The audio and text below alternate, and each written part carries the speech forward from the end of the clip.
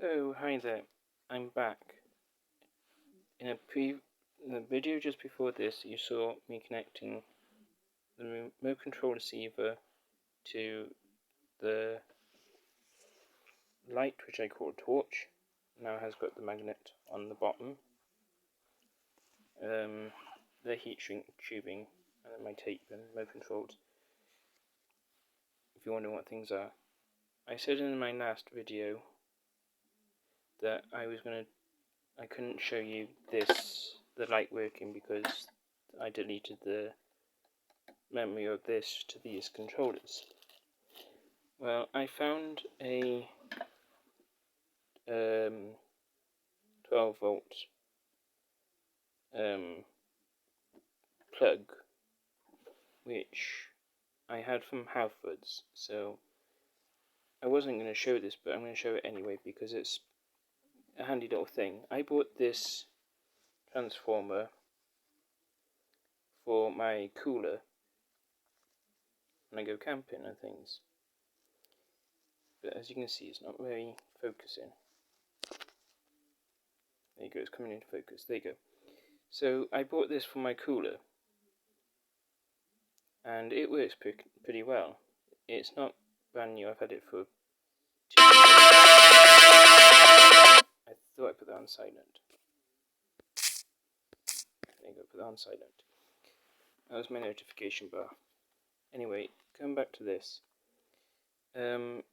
This was from Halfords, and it's pretty good. I admit these are really good adapters.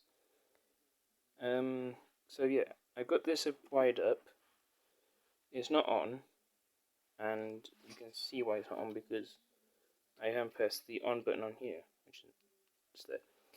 I'm into my gadgets, hence why the videos are all about gadgets, and my nickname is one of the things as well. So yeah, we go back to the receiver for a moment. So I said in my last video, the yellows are my negatives and the reds are my positives. Because this is going to be stored in a dark place, and I won't be able to get to the box to switch the switch on and off, hence why there is a remote control receiver. The aerial is coming out of here, which is the load side, which is the output, which goes to the torch, which I know I'm going to have a load of comments correcting me on that, but that's what comments are there for. So input is this one, output is this one. So in, out, this is the in, that is the out. Previously I talked about these, just a quick update, because if you haven't seen the other one, I've put joiners here because the cable I originally had on this is too short for what I want, so I put on a very long lead and put a very strong connection in here. And I will pause the video just to get the bits I used. These are the green versions of those blue ones, but under those blue things is a different thing. Go back to this real quick. So under this blue heat shrink tubing, which is about 4 of these type things, are these blue ones, which are basically heat shrink tubes, and they've got a tiny little bit of solder inside. So if I open them up, you can see the solder, and then the blue rings for different lengths, white and red. So you've got white, red and blue for different things, and a bit of heat shrink tubing in there as well. So that's what's under that blue column of heat shrink tubing, and the same this side is under that one as well. Now I will have comments about them. If you want to tell me a different way of joining cables, which doesn't involve these heat shrink solder joints, which are brilliant, they're the best I've had, then I wouldn't mind somebody telling me that. I love to learn. Some people know I'm dyslexic, so I love to learn. That's why I make these videos, so other dyslexic people can get an easier option to listen to. And I mean, there's a lot of people out there that make YouTube videos, and they're all smart people. Some say I'm not, so I want to prove some people wrong by making these videos. Anyway, so this is all hooked up to the power cable. Light's hooked up. I'm not expecting anything when I push the on button or the off button. Maybe, maybe not. I'm not sure if this is going to work, but we'll find out together. So, back to the little remote control. Here goes. Power on. Power on. Okay, wrong number. Okay, right. That's now got power on. And I can see that by an indicator on the table. Which I can't show you because of private things. And people know by now I like to keep things private. But I can show you here. So this has now got a red light on. This has no green light. So I'm doubting it. But we'll find out. Ready? We'll find out together if this light comes on. I'm pressing the on button. Does the light come on with me, or have I done the deleting button? Ready, steady, go. God blimey. I hadn't deleted the memory like I thought. Cool. Luckily my phone's in the way, but so yeah, I got blinded there. I was not expecting that at all.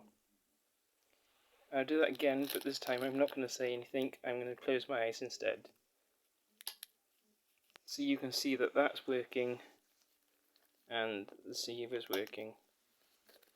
To show you what's happening behind the scenes, I can't turn the camera around, but I can turn the phone around, I suppose. So now you can see what I see. Well, you can see me reacting to what I had done the first time around. Ready? I'm going to shut my eyes this time, but the first time I didn't shut my eyes, but I'm going to see if I can do it on camera. Ready? Steady, go. Go. That was very bright. Whew. Sorry about that, that is bright. And this time I'm going to use the phone to hide the fact and see if I can do it. Right, so you can see now that the light is on. This remote control is switching it on and off as seen.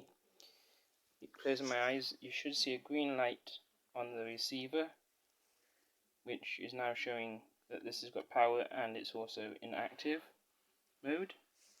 Somewhere around here should be, or if I haven't mode it, here's the other remote control. So pressing the off, the light goes off, that makes a noise. So if I put you by there, so you can listen to this, which is making noise. I'm going to turn that light around, I don't get blinded by it. And ready, power on, green light on, makes noise. Ready? So put your light closer so you can see the green light's on, that means everything's on. Off, on, off. So, for those who want to know any more information about this setup, please let me know and I will answer as much as I can. I put these in here because they're for a future project, which I'm not sure if I put on YouTube or not, but I put them there anyway to remind me. Remote controls can go in there for now because that's easier to store them, but I put them the opposite side to the switch and then lid down. So this is now going to go off. It's going to take a while because this will still have power, but the cable is off. I promise you the cable is off. This is off and not blinding me. This is not hot, which is a good thing. This side's not hot, which is a good thing. Power is off, it's just taking a long time to knock that red light out. So I put this back together like that. Any little thing you want to update on the situation, please let me know in a comment down below, and I will try my best to answer. I'm sorry for being slow answering because I'm a busy person myself, but I will try to answer when I can. And if you've got any information about the heat shrink tubings or the box itself, anything at all, please let me know, and I will try my best to answer. Here's the thing, power is now gone, the light's off, so it's safe to unplug it. Never unplug it while the cable is on. That is one thing you do not do. The power's in this box, and there's power in that. Do not touch. Turn off and unplug safely. Because I had an accident a long time ago with one of these, and it was not fun. Luckily, I'm quite fast on my feet, and I managed to drop it and let go, so I didn't get any more damage than just a tip of a heat on my finger. But if you're not careful, and you don't know what you're doing, turn off the power. Always turn off power before you touch anything. If it's one of these, or it's on crocodile clips, whichever way it is, always take the power out of the situation. Do not pull this out of the socket unless the power is off. You can get sparks, you can get a lot of damage. And you can also damage your batteries.